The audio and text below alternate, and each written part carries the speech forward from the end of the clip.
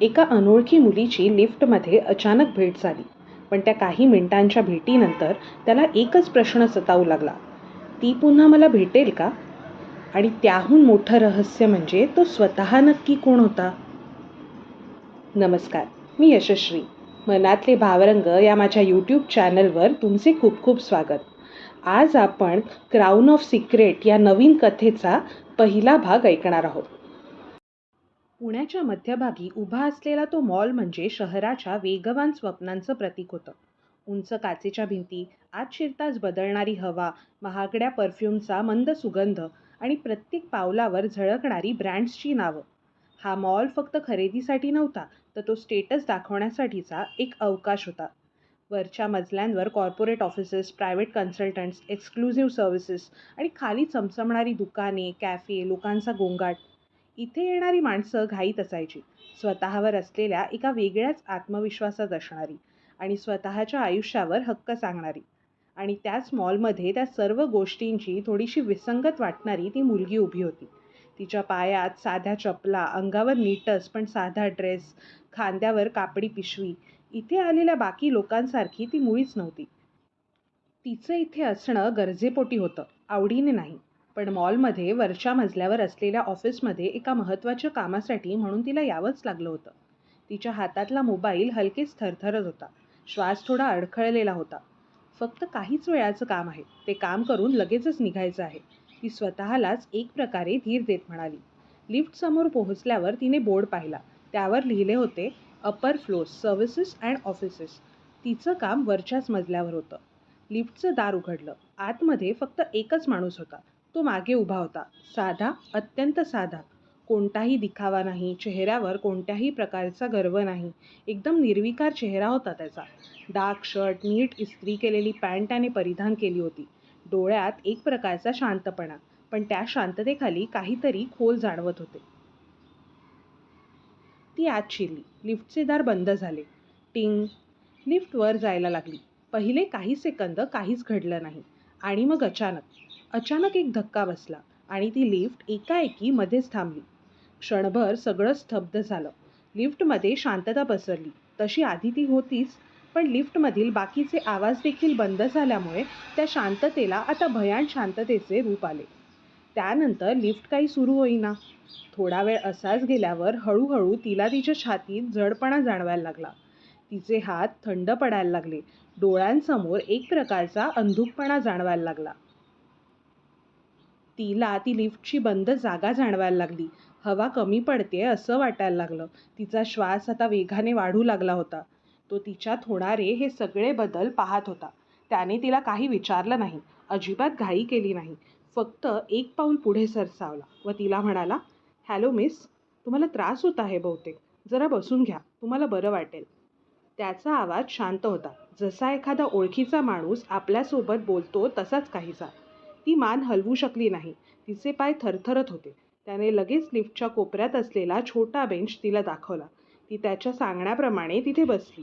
तिचे डोळे पाणावले व ती तुटक आवाजात म्हणाली, मला श्वास.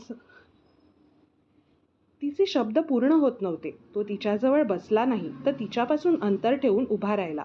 उगाच तिला त्याच्यामुळे अवघडल्यासारखे व्हायला नको म्हणून. तेवढ्यात तो हळूच तिला म्हणाला, माझ्याकडे बघू नका, फक्त माझा आवाज ऐका. ती त्याच्याकडे प्रश्नार्थक नजरेने पाहायला लागली. त्यावर तो तिला म्हणाला, म्हणजे मला म्हणायचे आहे की सध्या मी म्हणतो आहे तसे करा. आता डोळे बंद करा. तिने त्याने सांगितल्याप्रमाणे डोळे मिटले. तो पुढे म्हणाला, आता हळू श्वास घ्या. हे बोलताना त्याचा आवाज स्थिर होता. 1, 2, 3. ती नकळत तो म्हणत असलेल्या त्याच्या त्या नंबराच्या तालावर श्वास घ्यायला लागली. आणि आता सोडा. तिच्या बोटांची थरथर हळूहळू कमी होत गेली. सध्या लिफ्टमध्ये इतर कुठलाही आवाज नव्हता. फक्त त्याचा आवाज आणि तिचा श्वास. एवढेच 2 आवाज त्या लिफ्टमध्ये फिरत होते. तो पुढे म्हणाला, तुम्ही सुरक्षित आहात. इथे काहीही वाईट घडणार नाही. त्या एका वाक्याने तिच्या मनात साचून राहिलेली भीती थोडीफार का होईना पण कमी झाली. तेवढ्यात लिफ्ट अचानक सुरू झाली. तिने घाबरून डोळे उघडले. तिच्या चेहऱ्यावरील भाव पाहून तो लगेचच म्हणाला, काही झालं नाही. लिफ्ट चालू झाली आहे. आता आपण लवकरच आपल्या इच्छित फ्लोअरवर पोहोचू. तो खोटं तर बोलत नव्हता, पण त्याचं ते बोलणं तिच्या त्या घाबरलेल्या मनाला उभारी देत होतं आणि ते ऐकणं जणू तिच्यासाठी त्यावेळी गरजेचं होतं. तिने त्याच्याकडे पाहिले, पहिल्यांदाच, म्हणजे मगाचपेक्षा जरा व्यवस्थितपणे, अगदी निरखून पाहिले. तो सुंदर नव्हता, पण त्याच्या चेहऱ्यावर एक प्रकारची स्थिरता होती. जणू काही या जगातल्या गोंधळाने त्याला थकवलेलं होतं. पाणी?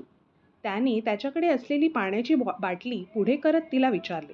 तिला पाण्याची आता गरजच होती आणि त्याने तिची ती गरज कशी काय जाणली होती कुणास ठाऊक. तिने त्याच्या हातातली ती पाण्याची बाटली घेतली व एक घोट पाणी प्यायले. जरा जीवात जीव आल्यावर ती त्याला म्हणाली, सॉरी. हे बोलताना तिचा आवाज खूप हलका होता. त्याने तिला विचारले, कशासाठी? ती म्हणाली, मी असा तुम्हाला त्रास दिला म्हणून. तो तिच्या त्या बोलण्यावर क्षणभर हसला. त्याचं ते हसू खूपच हलकं होतं आणि मग नंतर म्हणाला, तुम्ही त्रास नाही दिलात, तर तुम्ही फक्त घाबरला होता, एवढंच. ते शब्द तिच्या मनाला विचार करायला भाग पाडतात, कारण कोणीही तिला कधी असं सहजपणे समजून घेतलं नव्हतं. लिफ्ट पुन्हा हलते आणि आता ती बऱ्यापैकी शांत झाली होती, पण तिच्या मनात आता काहीतरी बदलत असल्यासारखं तिला जाणवत होतं. तुम्हाला लिफ्टची भीती वाटते का? त्याने सहजपणे तिला विचारले. ती मान हलवत त्याला म्हणाली, हो, लहानपणापासून. कारण मी एकदा लिफ्टमध्ये अडकले होते आणि तेव्हापासूनच लिफ्टची भीती माझ्या मनात बसली. तो त्यावर तिला पुढे काही विचारत नाही, कारण कुणाच्या जखमेवर बोट न ठेवण्याची त्याला सवय होती. तो तिला फक्त एवढंच म्हणाला, मग आज तुमचं धैर्य जास्त आहे, म्हणजे तुम्ही लिफ्टमध्ये आत आलात म्हणून म्हणतोय. त्याच्या त्या बोलण्यावर ती हसते. एवढा वेळ ते एकत्र असताना पहिल्यांदाच, आणि ते पण अगदी मनापासून. आणि तो तिच्या त्या सौंदर्यामध्ये क्षणभर हरवून जातो. तेवढ्यात लिफ्ट थांबते, दार उघडतं.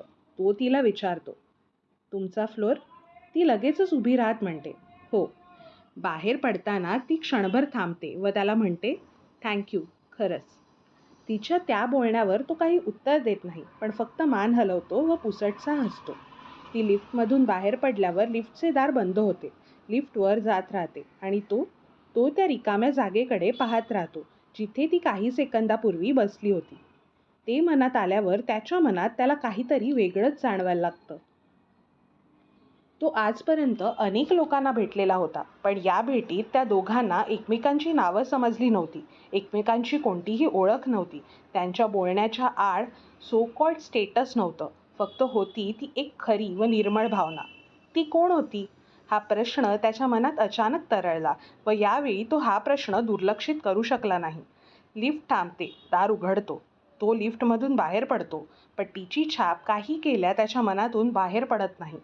कुठेतरी पहिल्यांदाच तो स्वतःला विचारतो, मी तिला पुन्हा पाहू शकेन का? कधी पुन्हा भेटू शकेन का? की ती या क्षणासोबतच गायब होऊन जाईल? आणि त्या क्षणी तो कोण होता हे तिला माहीत नव्हतं. त्यांच्यात काहीही ओळख नसताना देखील ती त्याच्याशी खूप नम्रपणे वागली होती, हे त्याला काही केल्या विसरता येत नव्हतं. त्या दोघांची ओळख काहीही असली तरी पण नियतीने त्यांच्या आयुष्यात एक गोष्ट नक्की ठरवलेली होती, आणि ती म्हणजे त्या दोघांची लिफ्टमध्ये होणारी ही पहिली भेट. आणि ती नक्कीच साधी नव्हती, तर दोघांच्या आयुष्याला कलाटणी देणारी ठरणार होती. ती पुन्हा कधी त्याच्या आयुष्यात येईल का?